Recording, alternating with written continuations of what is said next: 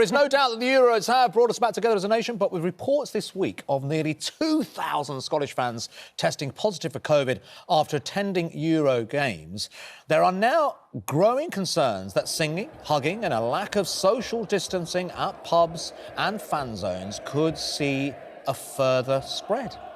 Well, we've already seen some fans that you can tell aren't going to be very keen on social distancing, particularly with England preparing for that big game against Ukraine tomorrow. There's going to be a lot of celebration if goals goes in. So the question is it time? What? Look at the scenes. I mean, exactly. But how can you in the moment? I know. That's what the problem is. Is it time to ditch fan zones and force pubs to switch off the football to encourage fans to watch from the safety of their own homes? Well, I'm sure you've got strong views on this. Joining us now is Happy Monday's legend, Sean Ryder, who definitely... I wonder what Sean thinks. Yeah. If you put that in church, you get scenes like that. Now, you were one of thousands of fans, weren't you, Sean, who attended the England versus Scotland match at Wembley, so I'm sure you had fun there. And we've got businesswoman Nicole Seeley, who's the wife of former West Ham footballer Joe Seeley. So we'll come to you in a moment, Joe. But Sean, when you were, I mean, you might have felt that you didn't have a huge amount to cheer about, certainly no goals when you were watching the match against Scotland. But did you find it OK to social distance? Did you manage to keep to the rules, or were you leaping around in the way that people fear fans are going to do on Saturday? Well, if you want the truth, I spent 90 minutes talking to David A about the multiverse and aliens, so we didn't get to see that much. But yeah, I was doing plenty of leaping about. Yeah, I was. But you managed to do it safely there. I think the concern is, because of course it's all set up at Wembley, isn't it? Isn't it? The box. The concern is that when you're in a pub, and when you're, you know, have less restrictions in place formally, it's going to be hard to stick to it. Yeah, it's going to be impossible to stick to it. You know, there's a bar there, there's booze. I mean, you know, it's nothing out of the ordinary, especially when you get, a game like the other night. I mean, at the end of the day, you just shut it down. That's it. If things get too much out of hand, you just shut the thing down. But you've got to open it up. We need it. The people need it. Fans need it. You know, I mean, the industry, the pubs and everything, you know, they need to make some money.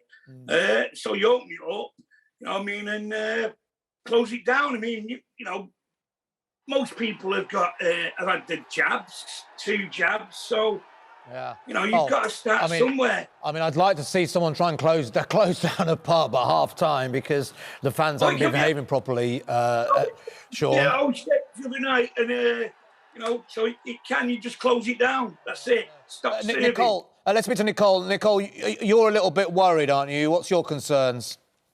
Yeah, I mean, hi, guys. I actually was really, really keen to get everything back open, but I kind of disagree with Sean. I mean, there's no way you're just going to close it down. I think at the end of the day, hospitality, yes, they really need this back, but for the sake of a couple of weeks, do we really want to risk being closed down for another 3 months?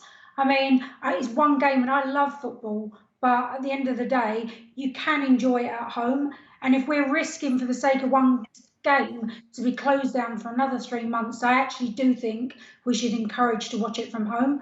But Nicole, there's no guarantee, though, is there? There's no guarantee that people at home will behave properly. Perhaps if they're in the public eye, there might be some rules and restrictions, but what's stopping 20 or 30 people gathering in a living room?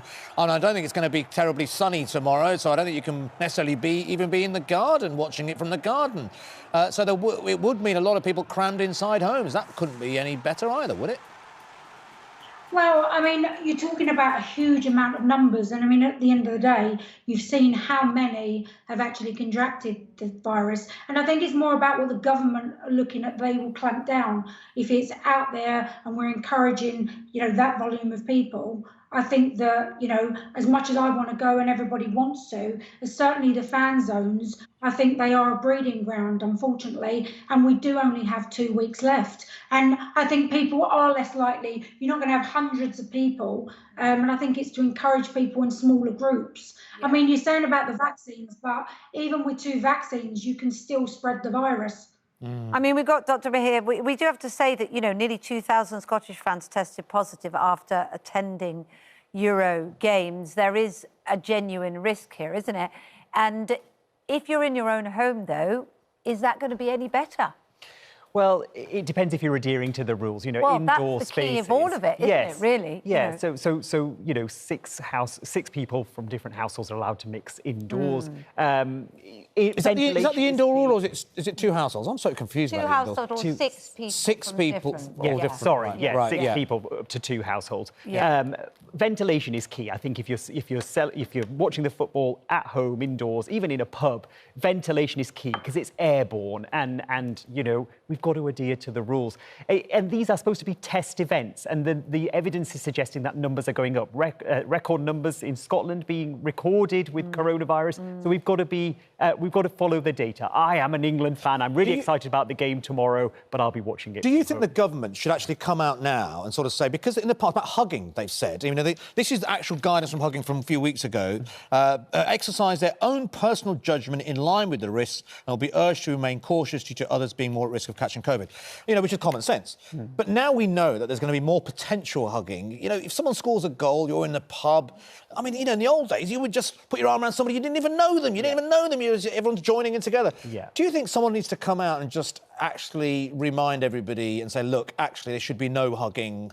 Not everyone's going to adhere to it, but at least the message needs to get out there. If you're watching the football, no celebrating, no hugging, no sort of, you know, putting your I arms think around it's going to be hard to say no celebrating, but I think a reminder of the rules is really important. When alcohol's involved, that often goes out the window, and this is the problem. You know, we see those scenes there. Even when people are outdoors, they're in close proximity, they're shouting, creating all these aerosol particles. This is the issue. And we've just got to remind people that we're not out of the pandemic. Cases of this Delta variant are going up. We've got more cases in England, in the UK, than all of Europe put together. So we are a risk to people coming into this country as well and spreading it outwards. Yeah. OK, Sean, so where are you watching the game, mate? With 100,000 people somewhere out in Manchester? Well, yeah, 100,000 people in my house in Salford, yeah. Any chance now, no hugging. They're all going to abide by that. Right. No hugging. No hugging, I know. It's going to be tough. It's going to be tough. We've got to use our common sense, though. Nicole, where will you be watching the game? I'll be watching it from home. I just want to say that, you know, if people are out there, you know, just try and adhere to the rules as much as possible because we don't want to be locked down again. No, we want the fun to go on, don't we? And we definitely want to win. I think we can all agree on that on Saturday. Good to speak to all of you this morning. Thanks very much indeed. And thank you, Dr. Amir, as well. Thanks very much.